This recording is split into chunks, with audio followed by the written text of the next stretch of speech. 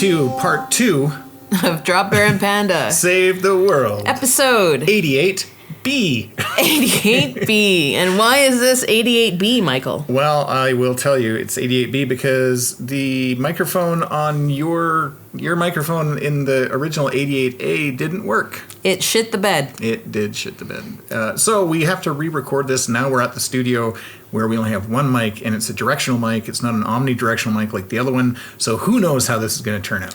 And for all you guys know, 88A was the best podcast episode you would have ever heard. You're simply the best. Better than all the rest. Full of, wisdom and, life-changing... winning lottery numbers. Oh, yeah. We had the answers to everything. The life, that universe. We went into what 42 actually means. Yeah.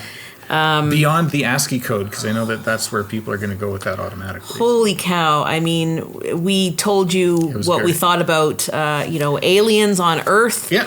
We solved COVID. And Stonehenge. Yeah. Yeah. We solved COVID with Stonehenge. Yeah. Actually, sad you missed that. Yeah. So, but since it's been lost now forever, you'll never know what happened. Yeah. So here we are, 88B. 88 keys on a keyboard. 88 people in a group of people full of 88 people. Yeah. Yep. The infinity times 2 vertically is 88. Yeah. So now you know. It's actually 88B. So why don't we go on to some not as exciting news? Yeah. Than us solving COVID with Stonehenge. DBP News right now. So there's what came in the news recently was this guy who got fired for skipping work for 15 years. Italian man accused of skipping work for 15 years straight. Yeah. Yeah, it's pretty crazy. So, and apparently, when I first read that, I was like, this is actually kind of, look at that guy sticking it to the man. And then he's doing what we've all dreamed of. Yeah, but then it turns out that he's actually a jerk, and he was threatening people, but he made away with I want to say almost $700,000 US. $647,000 US, which is equal to 538,000 euros. Whoa! And somebody in a higher power threatened a bunch of people to keep him from going to work. Work sucks. I know. Damn. So damn. There were levels to this. Yeah. The director eventually retired, and her successor took over, and then he just sort of got forgotten about. Yeah, he's like a ghost employee, which would be a great movie. Ghost employee. Or would you call it Operation Part-Time? I like that. I like that code. So it's unclear when the scheme came to light, but the hospital launched a disciplinary action against the man last year and also alerted the authorities. He was fired in October and later arrested as part of an investigation dubbed Operation Part-Time. I like it. And it makes me kind of think of the show Scrubs, where it's actually the janitor and some porters or something was a part of the Operation Part-Time, and that's how they uncovered the the terrible plot to not go to work. Why, Mariska? Why do you insist on bothering me with these things? Please, you know you love it. Now, come on, one more time for nostalgia's sake. You come see my patient, you teach me a lesson, and then the music plays, right? In my head, it sounds like this. Ba ba ba ba ba ba ba ba ba ba ba ba ba ba ba. 15 years. Got paid for 15 years. 15 years. Yeah, that's pretty good. Yeah, it's too bad he was a jerk, but it sounds like he's going to go to jail, so that's something. How are Italian jails? I don't know. I imagine they're kind of cool. Maybe they have little bistros. No, it's French. Italy has bistros. They have bistros? Yeah, just with a different accent. A bistro. Seriously, the previous podcast was a lot better than this one. Good. Yeah, it was so good. Yeah, it was a lot better. But I don't know what did he do with 15 years of free time? He got paid. Yeah, I'm assuming the money just got dropped into his account. Yeah, and maybe he just drank wine and ate cheese. Yeah, because, that's what all Italians do. Yeah, but he's Spanish. Very different. So he's an Italian man in I thought it was Spain where this happened. See, it was such a good podcast. Italian prosecutors. Oh, see, yeah, you're right. Why was I thinking Spain? Oh, because there's another news article where 2 Spaniards skipped work for 15 years and are being arrested. As well? Yeah. Is it Operation also Operation Full Time? I don't know. But yeah, sorry, that's why I got confused, because I just read about these 2 Spaniards that also skipped work for 15 years. What is with 15 years? How long does it take them to figure out somebody's not there? I don't know about you, but I mean, like, I'd like to think that if I just don't show up a bunch of times, like, people would notice. And if I threatened my employers, they would have something to say about it. Yeah, they'd be like, you're fired. Like, was this guy attached to the mob? Or, like, was it, like, the prime minister's son? Who knows? Huh. Yeah. But so the Italian guy was, like, a safety officer, which was really weird. We would ask Google, but they don't live in this office. Google does not live in this dojo. There is no Google in this dojo. No, unfortunately not. Yeah. Well, since we're doing so well on this podcast B, maybe we should go to reviews? Yeah. Yeah. Now it's time for Drop Bear and Panda's Reviews. Okay, so we've got 2 reviews, and one is a positive review, one is a not so positive review. Let's start with the not so positive. I was so excited for this movie. I saw the trailer for Nobody. What? Who? I saw the trailer for Nobody. What? Who? What? I don't understand. That joke was way funnier in the original. It really was. 88, episode 88. So Nobody is a 2021 American action thriller film directed by Ilya Naishuller and written by Derek Kolstad. It stars Bob Odenkirk, Connie Nielsen, Alexei Serebryakov, Arza? I can't. RZA? Yeah. Michael Ironside, Christopher Lloyd, Colin Salmon. Anyway, it follows a man who, while following clues regarding his recent home invasion, helps an underage girl being harassed by a group of men, only to become the target of a vengeful drug lord. Odenkirk and David Leitch are among the film's producers as well. This film made $35 million worldwide. It was released March 26th, so it's pretty new. It's garbage. And it received mainly positive reviews. It's garbage. Which is weird, because I went into this thing so excited because the trailer I thought was great. It looks like it was going to be something akin to John Wick, but maybe I think a little cooler because it's Bob Odenkirk, and I don't expect him as in a hero role. It's John Wick super light. It's John Wick D version. Yeah, it's kind of like this podcast versus like the earlier one. Exactly like that. It's like Juan Wick. That could be construed as being very racist. Oh, I didn't mean it that way. Yeah. Yeah. Anyway, so Ilya Naishuller, who's the director, I had to look this guy up because this movie was, I thought, epically bad on a lot of different fronts. First of all, they didn't really honor the 180 rule that we have in filmmaking.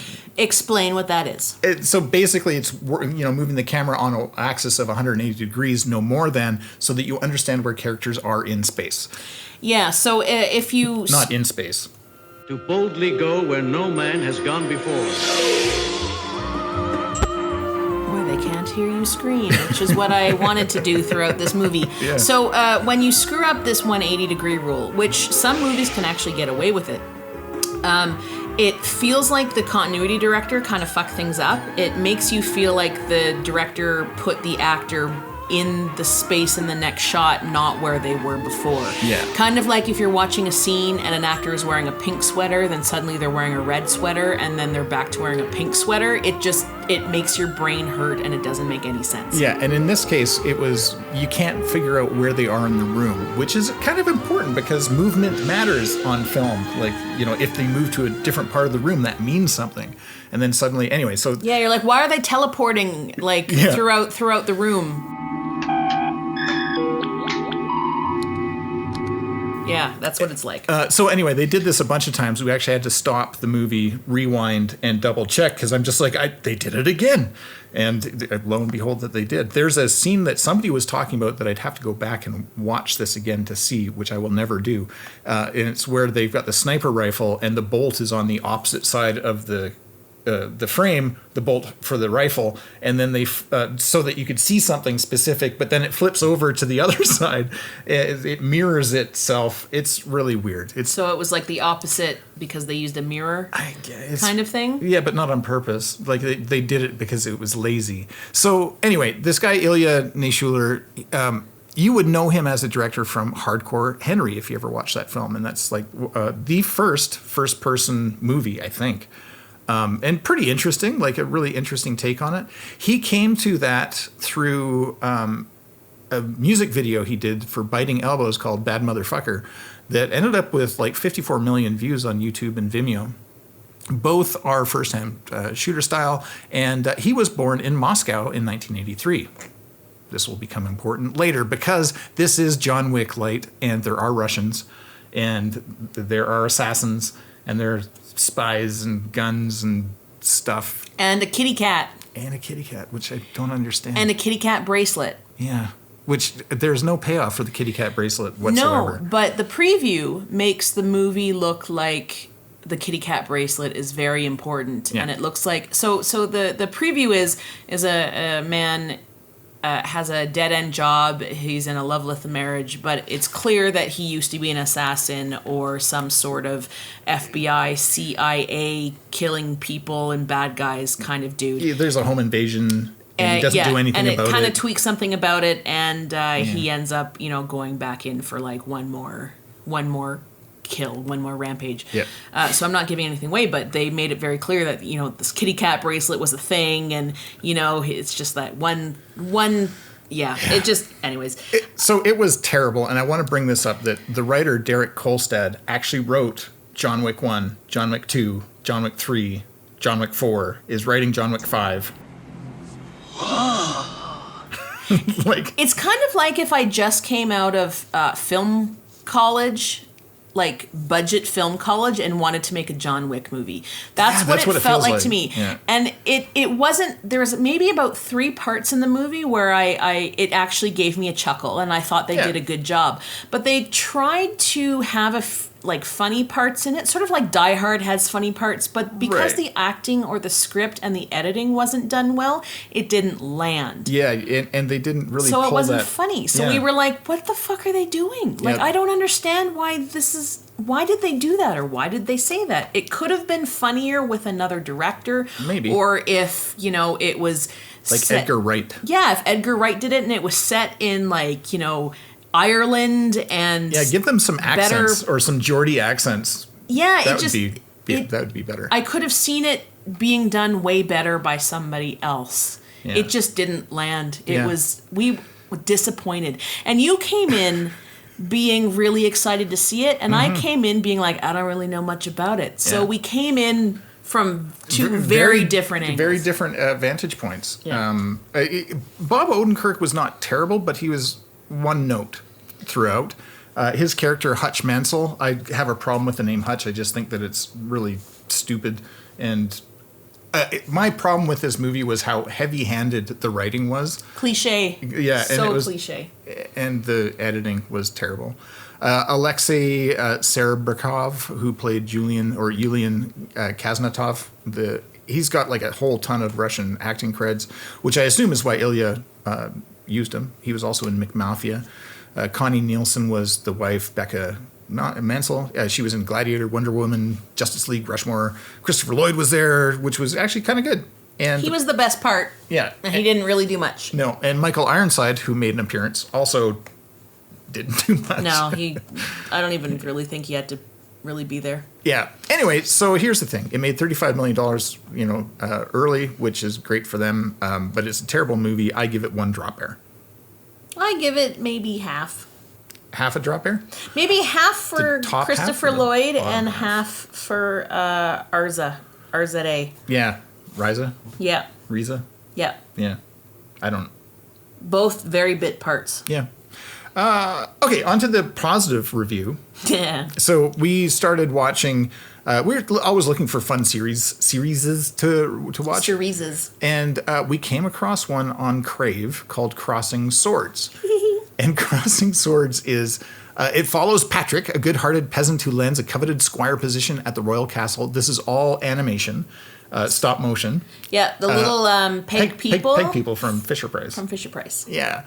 Anyway, so it's his dream job quickly turns into a nightmare when he learns his beloved kingdom is run by a hornet's nest of horny monarchs, crooks, and charlatans. Very horny. Oh my God, this show is not for kids. No. And you probably don't want to watch it with your parents. Or your kids. There's full frontal nudity.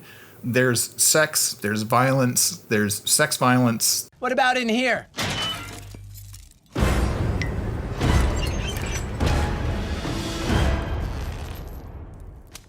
What the? Oh, hi! Welcome to the Queen's Sex Dungeon, aka the Fun Dungeon!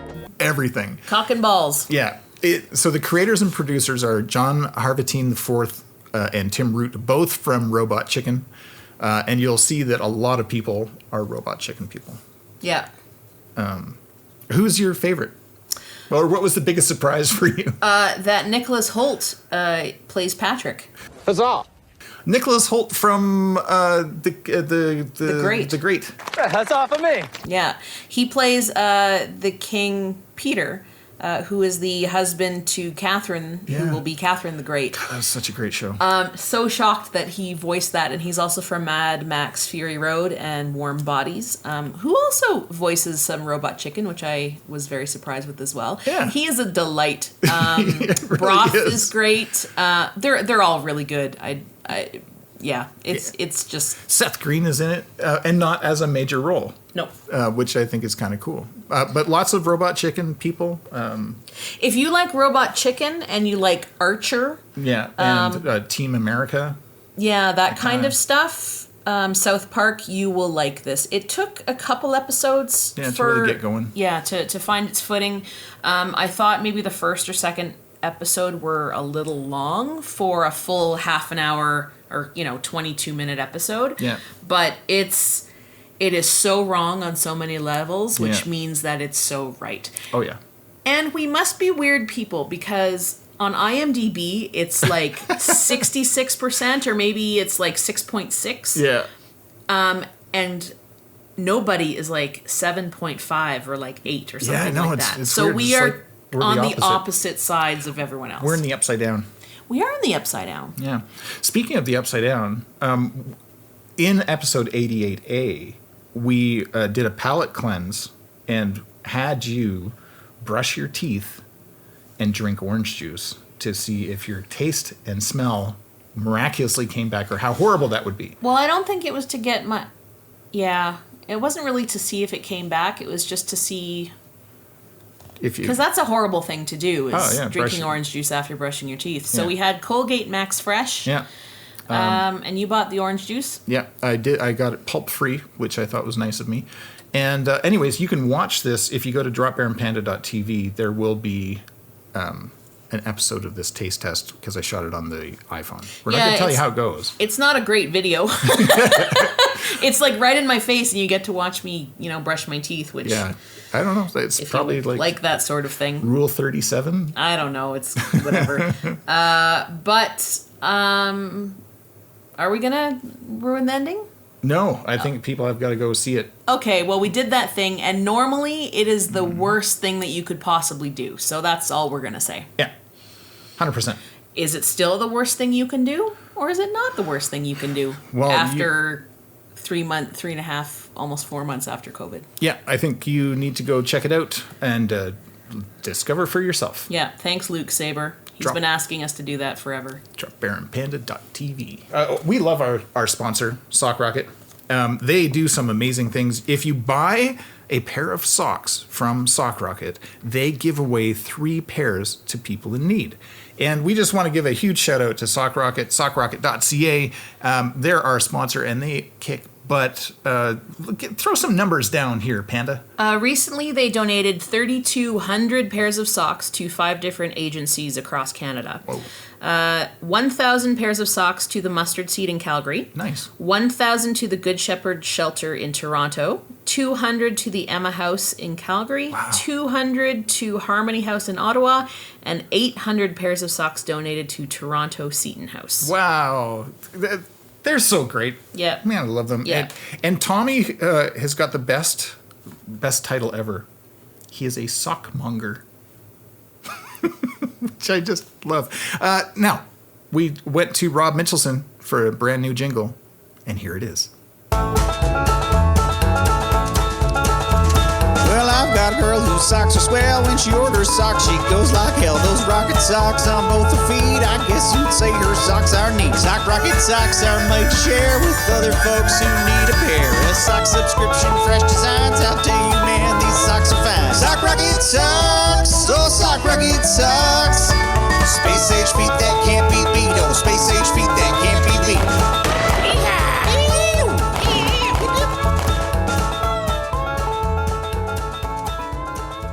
They're so good. I like the pew pew. We're planning on doing a sock jingle music video for Sock Rocket. Yep.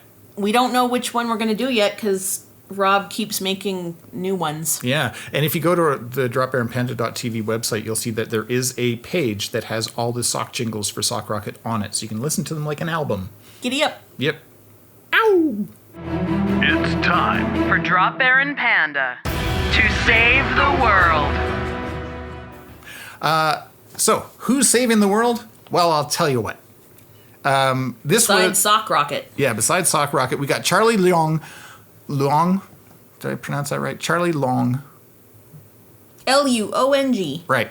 And this comes to us from the Calgary Herald. It was written by Stephanie Babich, and she did some investigation and found out that Charlie and his team at the Center for Newcomers have been making thousands of food deliveries over the past 11 months to Calgarians who find themselves without work or in isolation due to COVID-19, which is amazing. Since April 1st last year, Charlie's organization, in partnership with Action Dignity, has helped nearly 18,000 Calgarians, which is incredible. So, Charlie, we want to send you and another member of your team a pair of socks from Sock Rocket, and just want to give you a huge thanks for looking after people during this time. Yes, thank you very much. We see a lot of awful things on social media, and it's really nice to be able to celebrate the good stuff that comes out of this. So thank you very much for taking care of fellow Calgarians. And I see here in early December the number of active cases in Calgary's upper northeast peaked at 1,657 among its approximately 115,000 residents. Yeah. So they were delivering about 150 hampers per day. Wow. To families in isolation. That is a lot. Like That's per incredible. day. That's not per week. Wow. That's per day. Man. That's incredible. Yeah, and it goes on to say that the Calgary's upper northeast experienced one of the highest active case rates in any geographic region in Alberta, which is, man. Yeah. I mean, the housing density and working conditions up there is different than a lot of the rest of Calgary. So, yeah. I mean, there's a lot of reasons for that. And Charlie and his group are really making a difference over there. So we want to thank you. Well done. By doing something little for you. Yeah. And giving you some socks. Yeah. This has been episode 88B. Not as good as 88A, but you're never going to know how good it was. Yeah, so good. Yeah. I've been Drop Bear. I've been Panda. Huge thanks to our sponsor, Sock Rocket. This podcast was recorded at the Drop Bear and Panda Kensington studio. Special thanks to Emery Cords for the kick-ass theme music. Don't forget to subscribe. It's Drop Bear and Panda, yeah.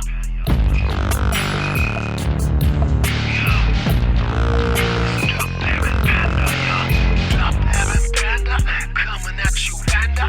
Coming at you like a locomotive on a motherfucking bender. Yeah, tap my cool tongue, now my chap, follow me.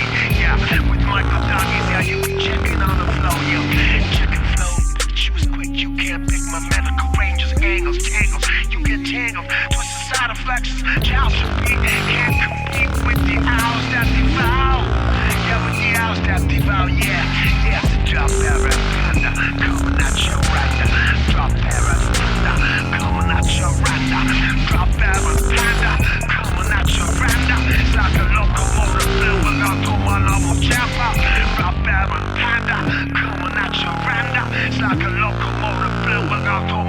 chop out. Drop it with Panda.